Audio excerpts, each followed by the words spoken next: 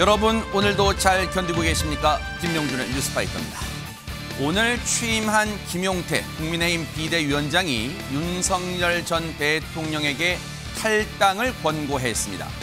꼿꼿문수 너만 믿는다라고 말하고 싶겠지만 그 꼿꼿하던 김문수 후보도 허리 숙여서 계엄에 대해 사과하고 있습니다. 어디선가 이런 외침이 들리는 듯합니다. 쫓겨나가느냐, 내 발로 나가느냐, 그것이 문제로다. 5월 15일 목요일 김명준의 뉴스파이터 60초 후에 달려보겠습니다.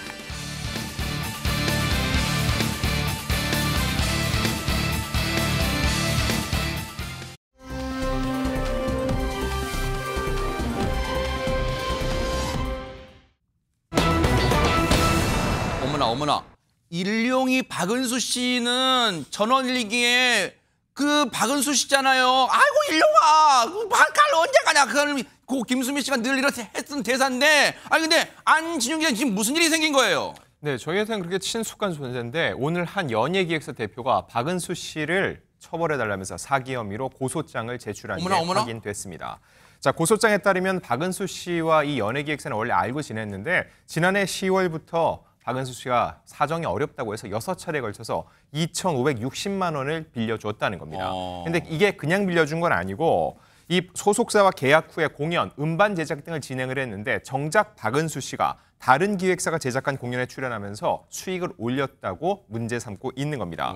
결국 이 대표는 박은수 씨에게 채무를 갚으라면서 요구를 했는데 정작 박은수 씨는 돈을 빌린 사실 자체를 부정하고 있다면서 결국 사기 혐의로 고소장을 제출했다는 주장입니다. 아이고, 대체 이게 대관절 어떻게 된 일이에요? 이에 대해서 그러면 김묘선 기자님, 박은수 씨는 뭐라고 하고 있을까요? 네, 박은수 씨는 한마디로 정리를 합니다. 날조된 허위다라고 이야기를 하는데요. 그리고 오히려 착취당했다라고까지 합니다. 그 내용인 즉슨 일단 지인을 통해서 연예기획사 대표로 알게 되었고 이리저리 공연과 행사를 그냥 끌려다녔다라고 표현을 하는데요. 그리고 교통비 차원에서 몇 차례 통장으로 소액을 받은 게 있긴 하지만 정말 소액이었고 돈을 요구한 적이 없으며 게다가 스스로 준 것이다라고까지 이야기를 합니다. 네. 그리고 당시 출연료를 줘놓고 나서는 공연으로 인해 손해, 그러니까 적자를 보게 되니까 이 모든 금액을 지금 배상하라고 하는 것이다라고 설명을 했습니다.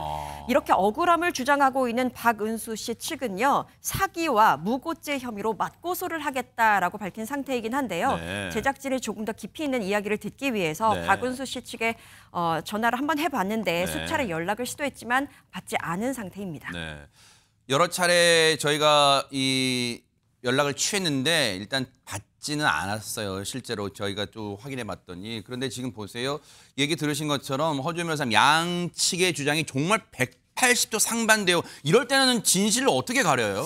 일단 지금 이 빌려준 돈, 그러니까 넘어갔다는 돈의 성격을 양측이 어떻게 이해를 하고 있었는지 양측의 주장과 그 주장을 뒷받침할 수 있는 물증 등을 제출받거나 확인을 수사기관에서 해서 이게 사기죄가 성립하는지 안 하는지 확인을 해봐야 될 것 같고요. 네. 그걸 이제 비교 대조하거나 필요하다면 양측을 같이 불러서 대질신문 같은 것들을 진행할 수도 있어 보입니다. 네. 사기죄라는 것이 변제할 의사나 능력 없이 상대방을 속여서 돈을 뜯어내는 행위를 얘기를 하는 거잖아요. 그런데 단순히 지금 박은수 씨가 주장하는 것처럼 계약금을 받은 거라든가 출연료를 받은 거라든가 아니면 투자를 받은 거라든가 이런 거라고 하면 설령 그 돈을 돌려주지 못했다고 하더라도 이건 민사상의 문제지 사기가 되지는 않을 수도 있거든요. 그래서 아마 수사기관에서는 그때 당시에 박은수 씨가 돈을 받아갔다면 그 받아가면서 했던 말이 기망행위에 해당하는지 그때 박은수 씨가 했던 말이 실제와 얼마나 부합하는지 그다음에 돈의 용도와 다르게 사용을 했는지 아니면 일부 변제한 이력이 있는지 이런 것들을 종합적으로 봐서 사기죄 여부를 판단할 것으로 보입니다. 아니 안진용 기자님 지금 시청자분들 중에는 어머머머 이게 무슨 일이야 세상에. 지금 막 그런 분들 많으실 거예요. 많이 놀라셨을 것 같아요. 네, 일단 진위 여부는 가려봐야 되는데 대중들의 시선이 곱지만 않은 게 박은수 씨가 이미 전례가 있기 때문입니다. 네, 그동안 크고 작은 사기 사건이 연루가 됐었는데 그 처음은 17년 전인 지난 2008년이었습니다. 당시 영화사 인테리어 비용 8천여만 원을 지급하지 않았다는 혐의로 인해서 결국 기소가 됐고 벌금형을 받게 됐습니다. 그리고 영화사 설립 자금으로 4천만 원을 받은 후 갚지 않아서 이 역시 벌금형을 선고받았고요. 2009년에는 연예인 지망생 아들, 지인의 아들입니다. 지인의 아들을 드라마 출연을 미끼로 투자비를 받았는데 이때 한 3천만 원 정도 받아놓고 이거에 대해서도 또 이행되지 않았기 때문에 또다시 이거에 대해서 징역형의 집행유예를 받은 적이 있습니다. 이외에도 부동산 분양 사기 혐의 그리고 저가의 도자기로 500만 원을 빌렸다 갚지않은 혐의 등 여러 가지 사기 사건에 연루된 적이 있었습니다. 아마 이 내용 들으시고 더 놀라셨을 거예요. 아니 여러 차례 사기 사건에 연루된 적이 있네. 박은수 씨가 하고 많은 분들이 더 놀라셨을 것 같은데 그런 사건에 연루된 이후 꽤 오랜 시간 동안 힘든 나날을 겪었대요. 영상 만나보시고 이어가 보도록 하겠습니다. 귀가 얇아갖고 남의 말 믿고서 뭘 하다가 그냥 사기당한 거예요? 그럼 한 80억 정도 그 돈이 쫄딱 날라가갖고 집도 절도 없었겠어. 내가 장모를 모시고 있었거든. 오갈 데가 없으니까는 여관을 왔다 갔다 하고 마침 그 농장이 크게 오는 애가 있어. 그러면 그 동생 뻘되는 애인데 형님 우리 농장에 와 계세요. 그래서 거기 가서 했다가 연기하던 사람이 연기 안 오고 그야말로 반성 오고 싶다는 사정이 있었는데 어떻게 보면 너무 분하고 억울하고 뭐 가만히 생각하니까는 그야말로 자업자득이구나. 내가 행한 일을 내가 겪는구나. 내가 제일 사랑하는 우리 아들 딸 아니야. 그래서 내가 이러고 있고 잘 못해주니까 제일 마음에 걸리고 눈에 밟히고. 저때 모습이 돼지 농장에서 일하던 박은수 씨 방송이 나오고 많은 분이 놀랐어요. 한동안 방송에서 못 보고 어떻게 지내나 궁금하신 분 많은데 MBN의 특종 세상을 통해서 돼지 농장에서 일한다고 또 많이 놀라셨어요, 그때. 본인도 얘기를 했지만 본인이 이제 귀가 얇다 보니까 자신도 사기를 당했다는 거예요. 그래서 80억에 가까운 재산을 전부 잃고 난 뒤에 구치소 생활까지 하게 되고 출소하고 난 뒤에는 본인이 얼굴이 알려진 사람이잖아요. 그러니까 주위 그 시선 같은 것을 의식하게 되죠. 그러니까 이제 방송 활동에도 완전히 들어가지 못하고 네. 접게 되는 상황에 이르게 됩니다. 그렇게 되니까 기초수급자가 되고 재산은 한 푼도 없고 이런 상황에서 2021년 무렵에 지인의 돼지 농장에서 일당 10만 원씩을 받으면서 근근히 생활을 이어가는 모습이 저렇게 공개가 된 바가 있었습니다. 근데 그렇지만 최근에는 이제 가수 활동에도 좀 도전을 해보겠다 하면서 활발히 그 시동을 좀 걸려고 했었는데 이렇게 또 사기 혐의로 피소가 되는 바람에 많은 분들의 안타까움을 자아내고 있습니다. 어쨌든 지금 박은수 씨가 사기 혐의로 고소를 당했으니까 이 사안은 저희도 차분하게 뉴스파이터도 차분하게 사건의 진실을 따라붙어 보도록 하겠습니다.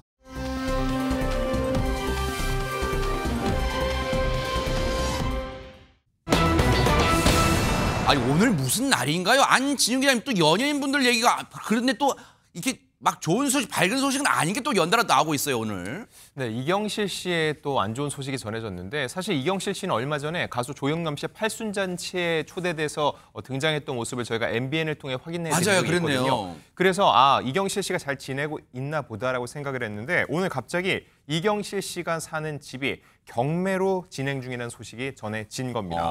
자, 이곳은 한강뷰 아파트로도 유명한데 이 서울 용산구 이촌동에 위치하고 있고 저 크기가 집이에요? 약 89평입니다. 지금 나오는 실제 저 집이고요. 지난 1월에는 한 방송을 통해서 공개되기도 했던 집입니다. 그런데 이경실 씨가 소유 거주 중인 이 집이 최근 경매 절차가 진행이 됐고 경매 시작가는 약 25억 5천만 원으로 알려졌습니다. 경매 시작가가 25억 5천만, 진짜 억소리 나는 집인데 아니 이 말인즉슨 허준 변호사님 지금 이경실 씨가 지금 살고 있는 집이 경매로 나왔다는 거예요 지금?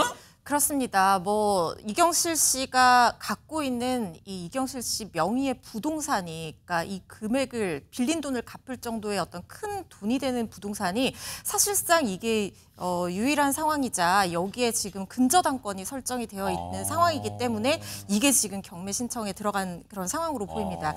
쉽게 말하면 이경실 씨가 이 살고 있는 아파트를 담보로 A씨라는 사람한테 돈을 빌렸는데 그 돈을 못 갚았다는 거예요. 채권 최고액이 18억 정도로 설정이 되어 있다는데 보통 20-30% 정도 빌린 돈보다 높게 설정이 되니까 한 13억 원 정도의 채무가 있었던 것이 아닐까 이렇게 예측을 해볼 수가 있는데 실제로 봤더니 청구 금액이 13억 3천만 원 정도였다고 합니다. 이 아파트는 2007년에 이경실 씨가 14억 원에 구매를 해서 실제로 거주해오는 살고 있는 집인데 1970년대 초에 준공된 아파트라고 하고요. 네.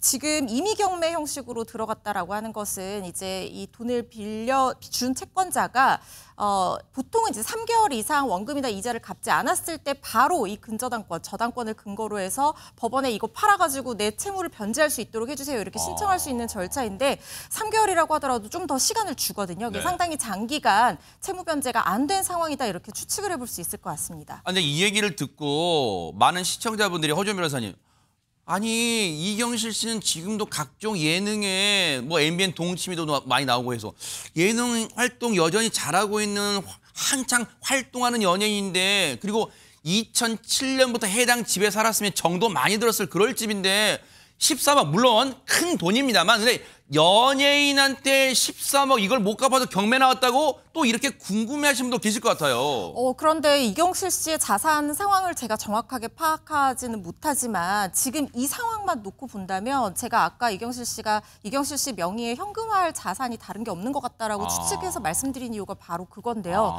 만약에 이경실 씨가 실거주하는 이 집을 이렇게 경매에 넘어가는 거를 막을 수 있는 여력이 있었다고 하면 충분히 그렇게 했을 겁니다. 그러겠네요. 다른 본인만의 부동산 처분할 수 있는, 현금할 수 있는 자산이 있었다고 하면 그걸 처분해서 이 채무를 변제를 하고 이렇게 뭐 알려지는 상황까지는 막을 수가 있었겠죠. 그러겠네요. 그런데 지금 현금이 없거나 현금할 자산이 마땅치 않은 상황이기 때문에 결국에는 저당권이 설정된 이 아파트가 경매로 넘어간 상황으로 보이고요. 이렇게 경매가 한번 개시 결정이 된다고 하면 이건 압류된 거랑 비슷한 상태이기 때문에 살 사람이 나선다고 하더라도 채권자의 동의 없이는 이걸 팔 수가 없습니다. 그래서 이경실 씨로서는 다른 어떤 수단을 동원해서 이 돈을 변제를 하고 경매 절차 진행을 막거나 아니면 채권자와 합의를 해서 이 아파트를 누군가에게 매도해서 이 채권자에게 돈을 변제하는 그런 수순을 거쳐야 될 것 같고요. 만약에 경매가 그대로 진행이 된다고 하면 낙찰자가 나타나면 이경실 씨는 이 집을 비워줘야 될 것으로 보입니다. 근데 뭐 나름의 사정과 이유가 있었겠지만 이 방송 보시는 분들이 김묘성 기자님, 아이고 이경실 씨한테 무슨 일이 생긴 거야 세상에, 대체 지금 어떻게 살고 있을까 궁금하실 것 같아요. 네, 그렇습니다. 많은 분들이 그래도 이경실 씨의 어떤 개인사 부분에 있어서 기억하시는 분들이 많을 것 같은데요. 지금 이경실 씨가 재혼을 해서 19년째 남편과 살고 있습니다. 다만 지금까지 혼인신고는 하지 않은 것으로 알려졌는데 그 내막이 또 있습니다. 최근에 방송을 통해서 이 이유를 밝힌 바 있는데요. 첫 번째 이혼이 그 세간에 알려지면서 큰 충격의 트라우마가 됐다고 합니다. 그래서 재혼 후에 혼인신고도 자신에겐 굉장히 큰일이었는데 현재 남편이 배려해줘서 혼인신고 없이 지금 19년째 결혼 생활을 이어오는 것으로 그렇게 알렸고요. 또 아들과 관련한 자신의 근황도 전한 바가 있는데 반지하에 살던 자신의 아들에게 직접 집을 마련해준 그러한 이야기도 전했습니다. 아들은 많은 분들이 역시 아실 겁니다. 배우 손보승 씨입니다. 네, 단역부터 차근차근 그렇게 역할을 받아오면서 활동을 하고 있는데요. 3살 아들을 둔 아빠거든요. 저분이 그 손보승 씨 저분이군요. 네, 그렇습니다. 근데 이경실 씨는 이 아들이 결혼한 지 무려 5년 만에 아들의 신혼집을 처음 가본다라는 이야기도 남기기도 했습니다. 네? 아니 또 이 대목이 궁금해요. 안지중 기자님, 아들의 집을 반지하에 살던 아들 손보승 씨의 신혼집을 해줬는데 그걸 5개월도 아니고 5년 만에 가봐도 이건 또 어떻게 된 일이에요? 나름의 사연이 있었습니다. 아들과 이경실 씨는 1년간 절연을 했었는데, 왜냐면 손보승 씨가 23살 연하에 이제는 결혼을 했는데 이 여자친구가 혼전 임신을 하고 나타나서 그러면은 아들이 자기 인생을 아직도 책임을 못 진다는 것에 대해서 굉장한 답답함을 호소하기도 했었다는 거죠. 자, 그래도 이후 이렇게 화해를 하게 됐고 생활고에 힘들어하는 아들을 계속 도와주었다는 겁니다. 생활비 200만 원을 빌려달라고 하면 전해주고 그것보다 훨씬 더 큰 금액인 2천만 원을 빌려주면서 이사까지 시켜줬다는 겁니다. 이와 관련해서 이경실 씨가 직접 입장을 낸 적도 있는데 오히려 며느리의 마음을 잘 안다는 거였죠. 시댁에서 집을 옮겨준다는데 싫지는 않았을 것이다. 그리고 손주를 봐서 아기가 좋은 환경에서 자라는 게 좋기에 도와줄 수 있을 때 도와주는 것이라고 했는데 이렇듯 계속적으로 아들에게 끊임없이 금전적 도움을 줬던 만큼 이경실 씨가 지금 이 경매를 막지 못할 만큼 금전적 어려움이 있는 거에 대해서 대중들이 궁금해하고 있고요. 네. 더 나아가 용산이면은 사실 굉장히 요즘 선호 지역이잖아요. 하지만 용산구가 최근에 토지 거래 허가 지역으로 묶였기 때문에 지금 당장 곧바로 매매자를 찾기는 쉽지 않은 상황이어서 그 사이에 경매로 넘어갔을 가능성도 배제할 수는 없습니다. 그러니까 아들 손보승 씨가 23살 어린 나이에, 비교적 어린 나이에 사회 통념상 그때 이제 여자친구를 만나서 혼전 임신이 된 걸 마뜩치 않게 못마땅하게 생각해가지고 1년 동안 아들과의 관계를 끊었었군요, 세상에. 근데 그 이후 이제 회복돼서 뭐 돈도 다 대주고. 근데 최명기 원장이 어때 다 큰 성인이 된 자제분한테, 자식들한테 이 금전적으로 지원해준다는 게 또 쉽지는 않은 일이잖아요. 사실은 많은 분들이 지원을 해주지요. 아하. 그러나 지원을 해줄 때 자식의 직장도 있고 뭔가 결혼도 하고 뭔가 더 집을 넓히는데 보탬는데 보통 지원을 해줄 때는 네. 그게 우리가 이렇게 그 얘기가 나오지 않지요.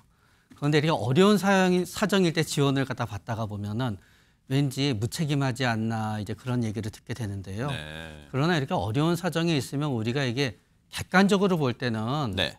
그렇지만 당사자 입장에서는 안 도와줄 수가 없어요. 음흠. 그리고 아마 1년간 절연을 했을 때도 도움의 손길을 끊어야지 자립할 수 있다고 아마 생각해서 그러셨을 거예요. 네. 그러나 도저히 너무 힘드니까 도와주셨던 것 같고요. 네. 그러면서 또 그때 도와주실 때는 이렇게까지 될 줄은 몰랐지만 네. 전체적인 게 잘 안 되면서 이런 좀 불운을 맞이하게 되신 것 같아서 되게 마음 아파요. 그러니까요. 아마 많은 분들이 같은 생각이실 거예요. 이경실 씨한테 이런 일 닥쳤는데 앞으로 글쎄요. 잘 해결되기, 진짜 원만하게 해결되기를 좀 기대를 하면서 앞으로의 상황 좀 지켜보도록 하겠습니다.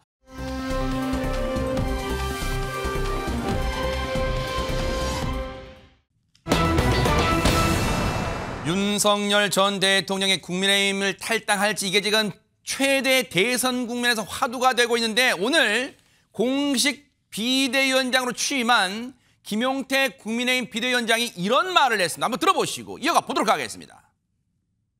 최대한 빠른 시일 안에 대통령을 찾아뵙고 말씀드리겠습니다. 당과 대선 승리를 위해 결단해 주실 것을 요청드리겠습니다. 비대위원장으로서 대통령께 정중하게 탈당을 권고드리겠습니다. 대통령께서 이 안을 수용하는 것과 관계없이 당은 또 다른 절차를 고민하겠습니다. 비대위원장은 이런 말을 했는데 그러면 대선 후보랑 같은 목소리를 낼까요? 김문수 후보 얘기 들어보시고 이어가 보도록 하겠습니다. 대통령의 탈당 문제는 제 생각은 우리 윤석열 대통령께서 판단할 문제이지 제가 대통령 후보로 나선 사람이 탈당하십시오, 또 탈당하지 마십시오 이런 이야기를 하는 것은 적절하지 않은 일이라고 생각합니다. 온도차가 확연하게 느껴지죠. 이런 가운데 김묘성 기자님 한 언론 보도 보니까 오히려 김문수 후보는 윤석열 전 대통령의 탈당을 말렸다 이런 보도도 나오고 있잖아요 지금. 네, 그렇습니다. 시시각각 자꾸 다른 내용이 나오고 있는데요. 먼저 한 보도 전문 채널이 전한 내용을 먼저 한번 살펴보도록 하겠습니다. 국민의힘 김문수 대선 후보가 윤석열 전 대통령과 통화를 한 내용을 지금 전하고 있는데 대선 후보 자리가 확정된 뒤에 통화한 것으로 그 시기가 추정이 됩니다. 근데 김문수 후보가 이야기를 이렇게 합니다. 탈당하지 말고 자리를 지켜달라. 지금 당을 나가면 선거를 치를 수 없다라고 이야기를 합니다. 그렇다면 오늘 말한 김문수 후보의 말과는 조금 간극이 있죠. 그리고 이에 대해서 윤 전 대통령은 그 당시에 이렇게 대답을 합니다.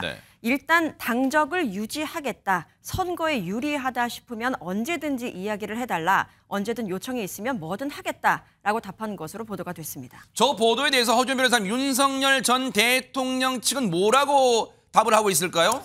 일단 윤석열 대통령 측의 그 입장의 그 의미나 톤을 좀 살펴봐야 될 것 같습니다. 내가 뭘 하지는 않겠지만 나한테 뭘 하는 건 괜찮다 이런 입장이거든요. 김 후보가 최종적으로 선출한 직후에 이뤄진 통화 내용에 대해서 윤 전 대통령과 가깝다는 인사도 지금 제가 말씀드린 것과 비슷한 내용의 윤 전 대통령 입장을 전했는데요. 후보가 최종 선출된 직후 이뤄진 통화에서 필요하면 나를 얼마든지 밟고 가도 좋다. 김문수 후보 다음으로 김문수 후보 대선 승리를 가장 바라는 사람이 나다. 거취 등을 포함해서 모든 것을 후보에게 일임한다. 의리나 신이 절대 생각하지 말라. 대선 승리가 곧 의리고 신이다. 이렇게 얘기를 했다고 합니다. 근데 굳이 김현지 평론가님 보세요. 시점. 보도는 오늘 나왔지만 저 통화가 이루어진 시점은 국민의힘의 대선 후보로 선출된 직후, 그럼 지난주 말 상황이잖아요. 그럼 한 나흘 정도 됐어요.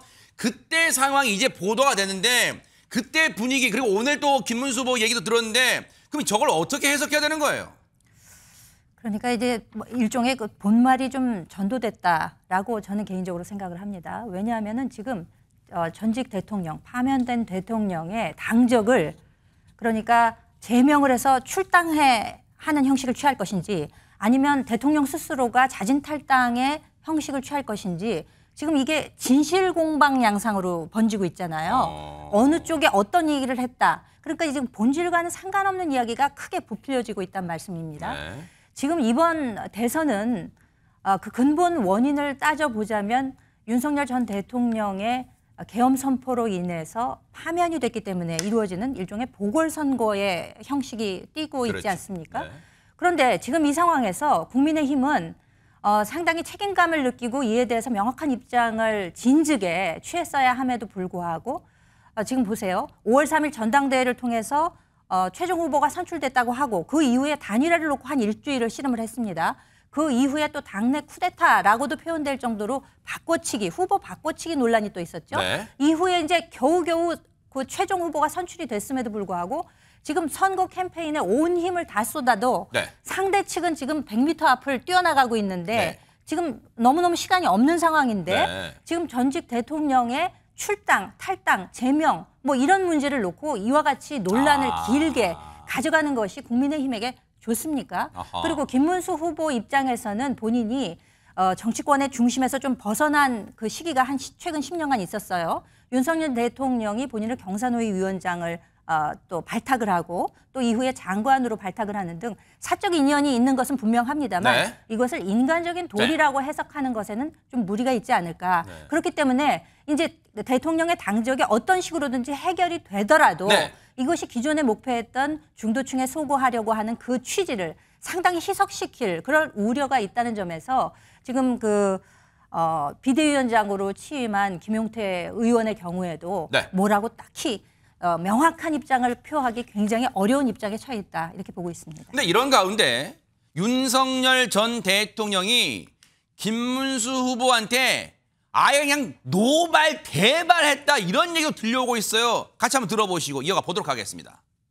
윤석열 전 대통령이 김문수 후보한테 전화를 걸어서 당신이 뭔데 비상계엄에 대해 사과를 하느냐 이렇게 노발대발하면서 화를 냈다. 그리고 김문수 후보에게요? 네. 아니 전임 대통령이 본인 때문에 지금 선거를 치르게 되는데 지금 현재 우리 후보한테 그렇게 전화를 해서 그 노발대발할 수 있는 건가? 근데 논리적으로 말이 잘 안 되는데 저도 좀 알아봤거든요. 그랬더니 그냥 그런 거가 있었던 것 같아라는 얘기가 전화한 거 맞다. 사실이다. 확인은 안 된 거지만 우리 후보가 뭘 꼬투리를 잡혔길래 무슨 권리로 자기 부하도 아닌데 이게 뭐지 도대체? 하여튼 좀 이해할 수 없는 일들이 벌어지고 있는 것 같아요. 이건 확인됐다기보단 그렇다더라. 전해 들었다 아마 그런 내용 같은데 안진용 기자님. 김문수 후보가 계엄에 대해서 뭐라고 사과했다. 그 내용 좀 알려주세요.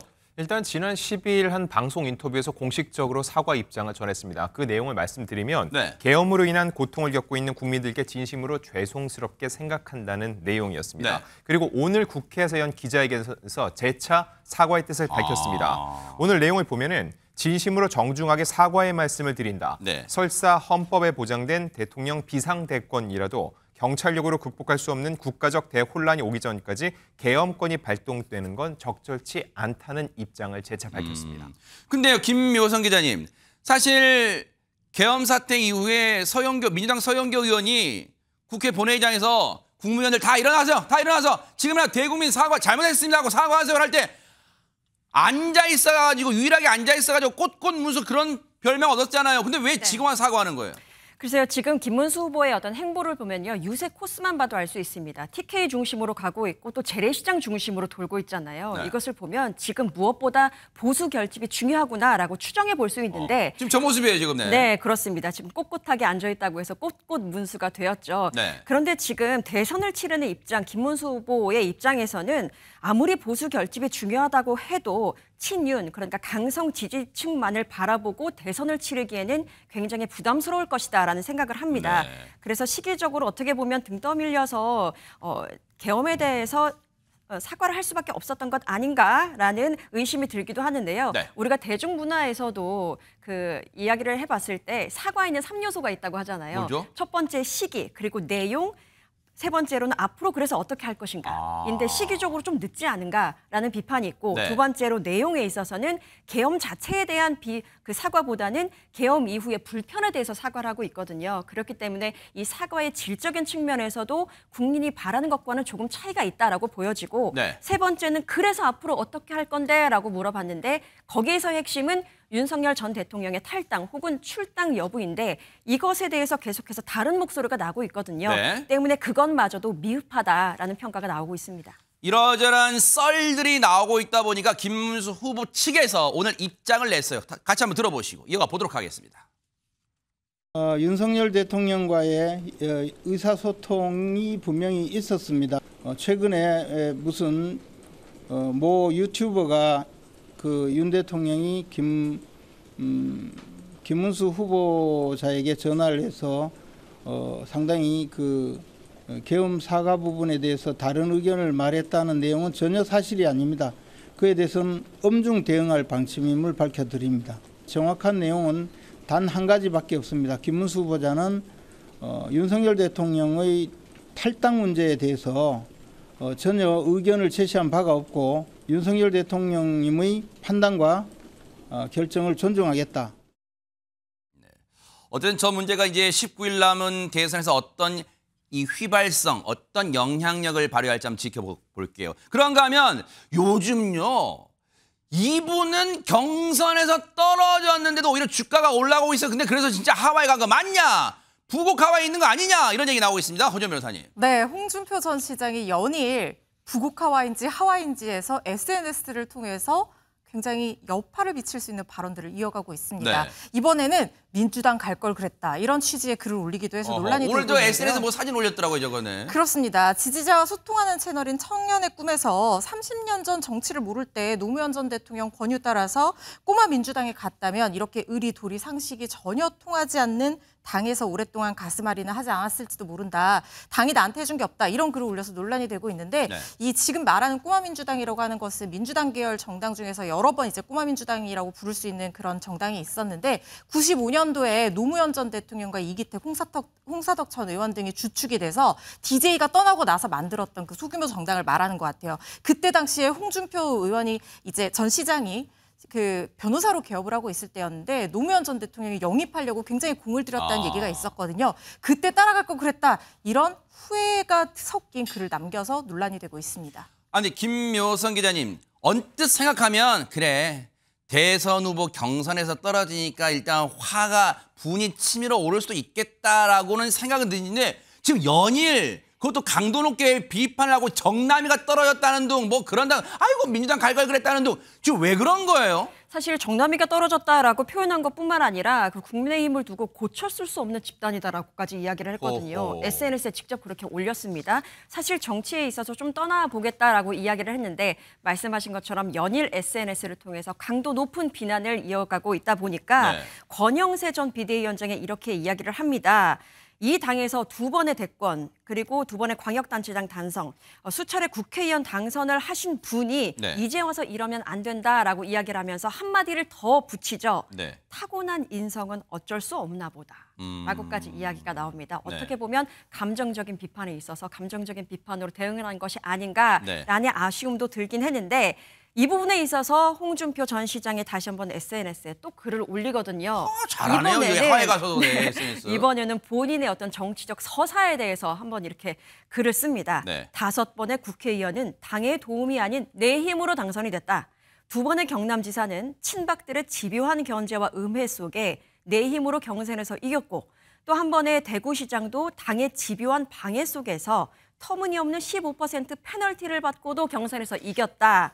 그 당이 내게 베풀어준 건 없다라고 단호하게 이야기를 하면서 박근혜 탄핵 이후에 괴멸된 당을 내가 되살렸다라고 이야기합니다.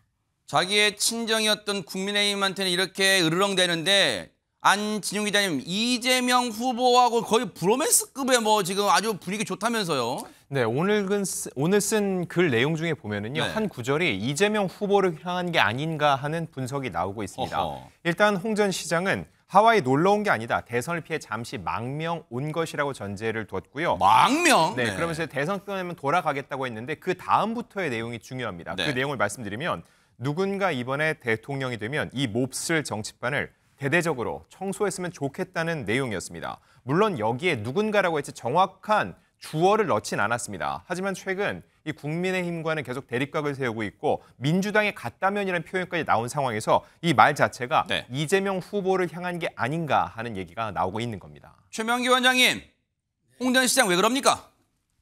진짜 이번엔 본인이 될 줄 아셨나 봐요. 아, 그러다가 보니까 너무너무 아깝고 화가 많이 나는 거죠. 네. 그러면 우리는 그런 생각을 해. 무효화 심리라 그래가지고요. 네. 너무 속이 상하잖아요. 과거로 돌아가서 그때 내가 다른 선택을 했더라면 지금보다 무조건 반대로 잘 됐을 거야 라고 생각하게 돼요. 네. 30년 전 얘기를 하시는 거죠. 네.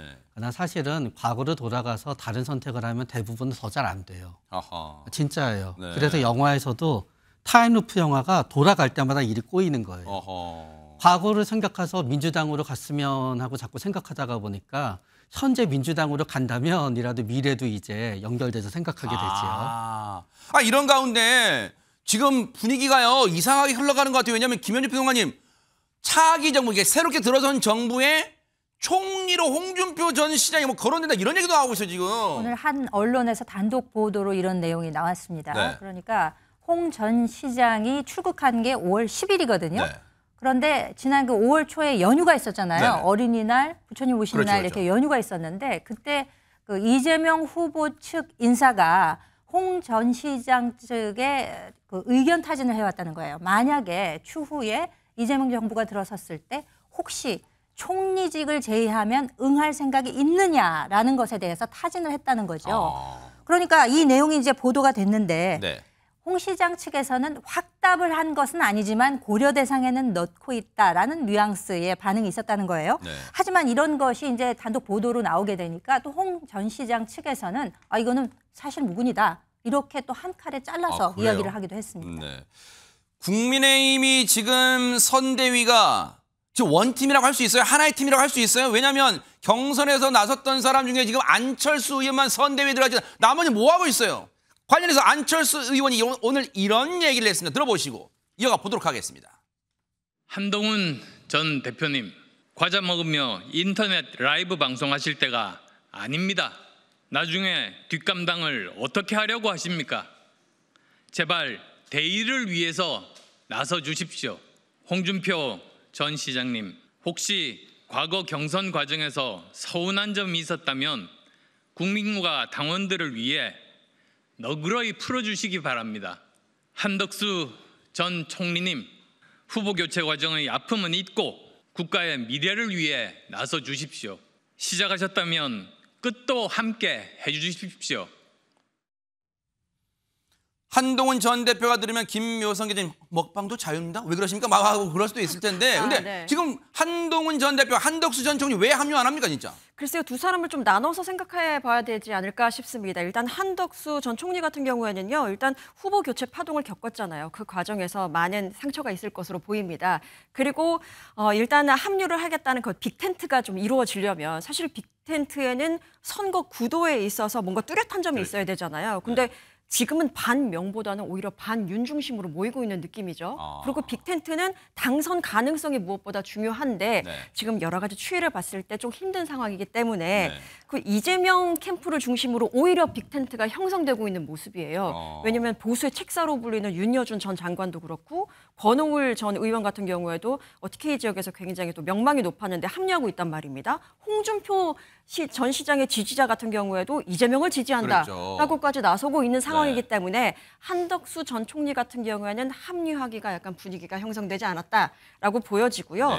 한동훈 후보 같은 경우에는 아무래도 대선도 대선이지만 앞으로의 당권도 굉장히 신경 쓸 부분이긴 한데 그렇다면 여기서 또 하나의 이슈는 역시나 윤석열 전 대통령의 탈당, 출당 여부인데 이것이 해결되고 있지 않기 때문에 조금 더 시기를 봐야 되지 않나 싶습니다.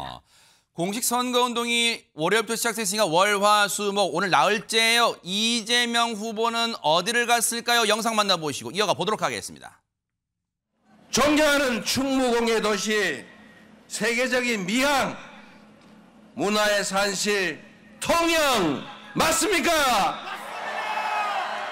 이순신 장군께서 한산도 대첩을 압도적인 승리로 이끌었던 통영입니다.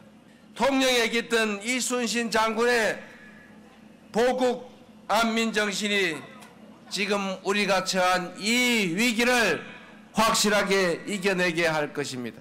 저에게 기회를 주십시오. 지난 3년 동안 정말로 많이 성찰하고 준비했습니다. 허준 변호사님, 이재명 후보가 오늘 통영에서만 이순신 장군 언급한 게 아니라 기회 있을 때마다 언급해요. 혹시 뭐 어떤 의도가 있어요? 이순신 장군이라고 하면 지역에 따르지도 않고 이념에 따르지도 않고 대한민국 국민이라면 누구나 인정할 수밖에 없는 국가를 위기에서 구해낸 호국 영웅이잖아요. 그 이미지를 자신의 어떤 정치적인 위치라든가 리더십에 투영하려는 생각이 아닌가 하는 생각이 듭니다. 계속해서 이순신 장군의 어떤 입지라든가 이순신 장군의 역할을 자신의 어떤 지금 오늘날 대한민국의 정치적 역할, 앞으로의 행보 이런 것에 연결지어서 얘기를 하고 있는데요. 텃밭 호남뿐만 아니라 지금 경상도 쪽으로도 쭉 넘어와서 계속해서 표심 공략에 나서고 있습니다. 동남권, 호남권을 국난극복 이순신 호국벨트로 지정을 해서 임진왜란 당시에 그 남해안 전투 굉장히 치열했잖아요. 그거를 동에서 서로 이렇게 훑으면서 위기를 극복했던 이순신 총사령관처럼 내가 동서를 가리지 않고 이 나라를 위기에서 구해내겠다 이런 의지를 다지고 있는 겁니다. 제가 말씀드린 국난극복 이순신 호국벨트 이 유세 일정을 보면요. 김영삼 전 대통령 정치적 고향이죠. 부산 거제에서 시작해서 김대중 전 대통령의 정치적 고향이 목포까지 통영, 하동, 광양, 여수, 순천 이렇게 쭉 다 한번 훑거든요. 그러면서 한 얘기가 상당히 눈길을 끄는 얘기가 있는데요. 이순신 장군이 끊임없이 모함을 받았다. 그렇지만 한 번도 흔들리지 않았다. 병사와 군함이 부족해도 이를 탓하지 않았고 오직 나라와 백성을 지켜내기 위해서 물러섬 없이 스스로를 헌신했을 뿐이다라고 하면서 마치 지금 자신의 정치적 위치에 빗댄 듯한 발언도 했습니다. 그런가 하면 국민의힘을 탈당한 김상욱 의원이 오늘 이재명 후보 지지를 선언했습니다. 들어보시고 이어가 보도록 하겠습니다. 이재명 후보를 21대 대통령의 적임자로 공개 지지합니다. 보수의 가치인 사회의 내재 가치와 원칙을 지켜가면서 포용과 품위 그리고 책임감을 갖춘 후보, 애국심이 투철한 후보라 판단했습니다. 보수의 기준에 따라 평가하더라도 지금 나와 있는 후보들 중에 가장 보수다운 후보다라고 생각합니다. 제가 정당 가입하는 것은 제일 후순위로 두고 있습니다. 왜냐하면 정당 가입하는 문제를 앞세워버리면 국민의힘을 탈당했던 것과 또 대통령 후보를 지지하는 진의가 왜곡될 수도 있고 저 또한 또 생각에 오염이 생길 수 있다고 생각합니다. 말은 저렇게 하고 있습니다만 대부분은 답정너 수순으로 민주당 가입 입당은 뭐 시간 문제다 이런 얘기가 나오고 있는데 민주당 측에서도 마다할 이유는 없을 것 같은데요. 얘기 들어보시고 이어가 보도록 하겠습니다. 김상욱 의원 같은 경우 사실은 밀려난 것 같아요. 본인이 탈당의 형식을 취했지만 거의 밀려나지 않았냐. 지지 의사를 밝혀주신 것 같아요. 참으로 감사하게 생각하고 저는 김상욱 의원이 우리 당으로 입당해서 함께 했으면 좋겠습니다.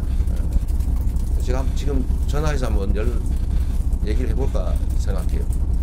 기회를 만들어서 그런 합리적인 보수 인사들도 함께 했으면 좋겠습니다. 김현주 평론가님, 국민의힘 입장에서는 김상욱 의원이 뭐 탈당한 건 그렇다 치더라도 이재명 후보가 가장 보수다운 후보라는 거예요. 일단 지지선언 뼈 아픕니까? 뼈 아플 수밖에 없죠. 왜냐하면은 민주당 측에서 기존에도 보수 측의 뭐 원로 인사를 포함해서 많은 분들을 영입하고자 하는 움직임이 있었고 또 실제로 그런 변화도 있었습니다. 하지만 김상욱 의원의 경우는 현직 의원이었잖아요. 그런데 지난 또 계엄과 탄핵 국면에서 굉장히 뭐 소장파다운 그런 모습을 보여주기도 했었는데 이런 식으로 귀결이 될 거였으면은 그 당시의 진정성은 무엇이었나 이런 것들을 또 의심해 볼 수밖에 없는 것이고 사실상 그 김상욱 의원이 평상시에도 이 진영 논리에 빠지면 안 된다라는 이야기를 그 본인의 정치 철학처럼 많이 주장을 해온 바가 있습니다.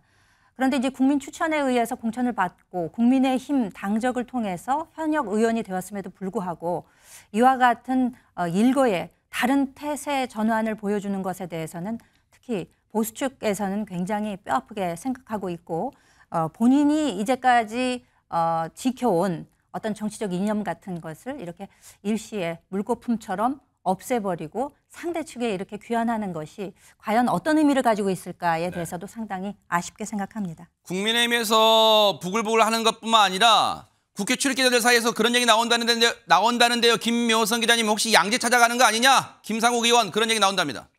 네, 그 김상욱 의원 같은 경우에는 일단 말씀하신 것처럼 앞에서 그 보수에 있어서는 뼈 아프다라고 이야기를 하셨기 때문에 진보에서는 민주진영에서는 조금 더 그렇다면 더 큰 힘이 되는 것 아니냐라고 해석할 수도 있거든요. 네. 게다가 이재명 후보 같은 경우에는 그래서 감사하다, 입당해 주길이라는 이야기도 했거든요.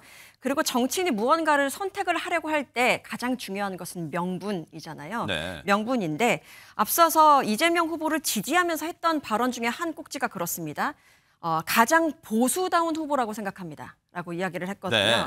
그렇다면 이재명 대표가 한 말을 또 한번 끄집어 보겠습니다. 네. 앞으로 민주당은 중도 우파를 표방한다라는 이야기도 했거든요. 네. 그렇다면 여기서 일맥상통하는 지점이 분명히 있잖아요.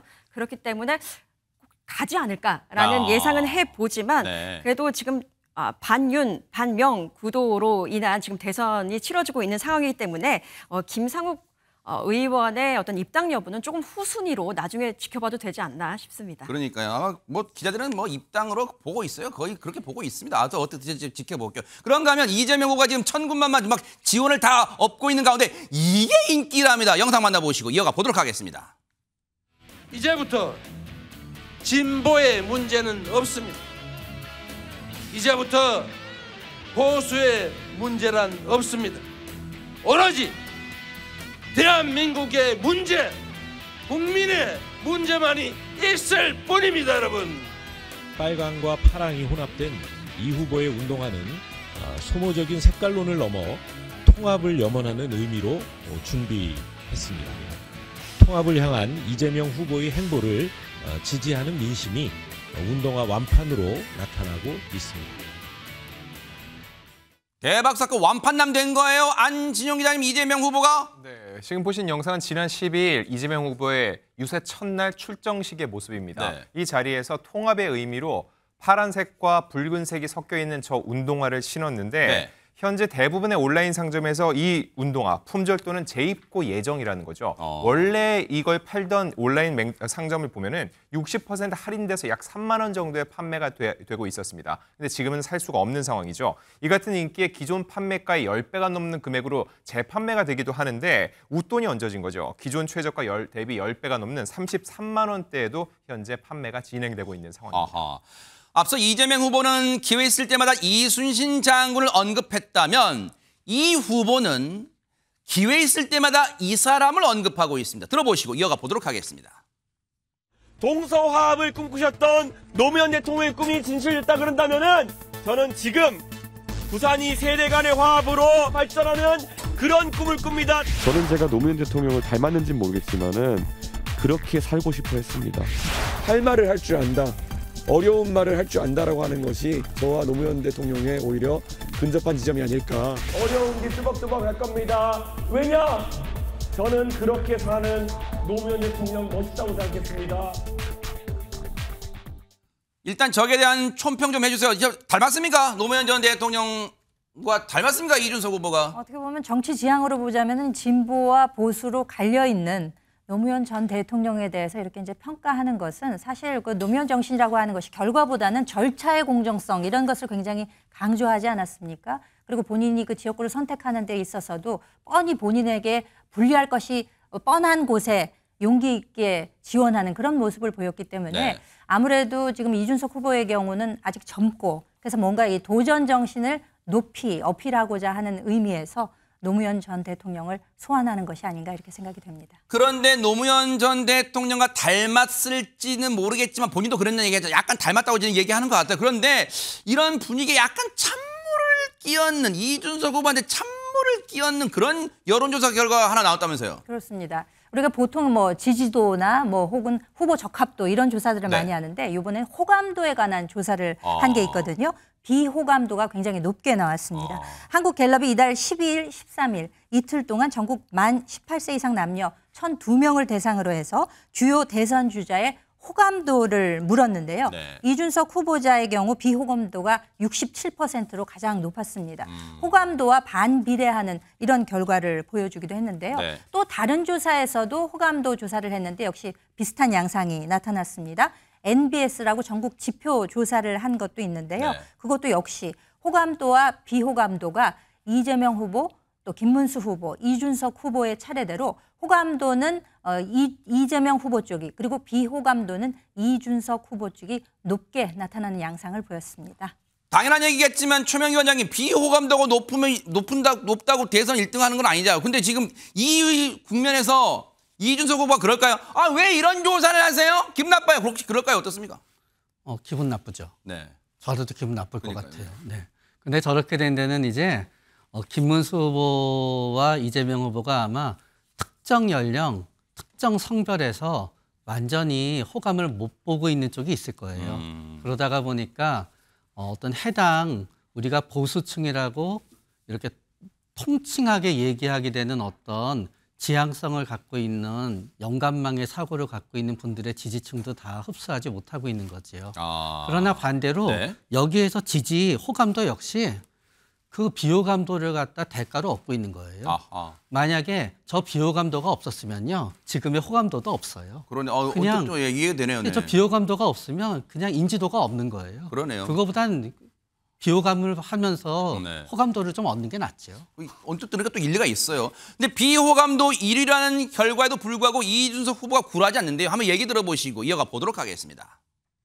양당의 견제를 두루받는 제3지대 후보라고 하면은 항상 높은 비호감도 수치를 받을 수밖에 없는 그런 여건입니다. 오히려 지금 시점에 언론에서 그런 걸 대서특필하는 거는 국민의힘 쪽에서 약간 그런 기사를 통해 가지고 단일화 국면을 좀 강하게 압박하려고 하는 의도가 있는 것이 아니냐 이런 생각을 하고 있습니다. 그런데 뭐 잘 아시는 것처럼 제가 그런 가벼운 압박에 굴해가지고 정치할 것 같았으면 여기까지 오지도 않았습니다.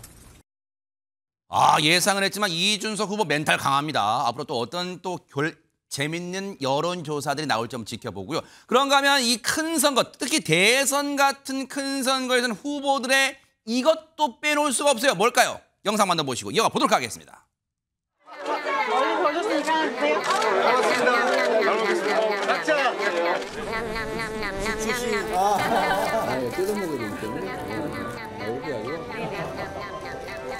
맛이 어떠세요? 맛있네요.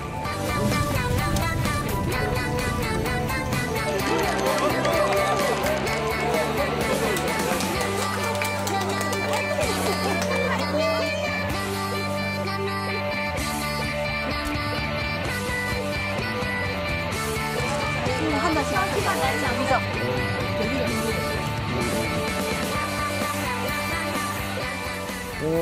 갈수록 목상 제가 안 좋아져서 죄송합니다. 어쩌는 건데 뭐.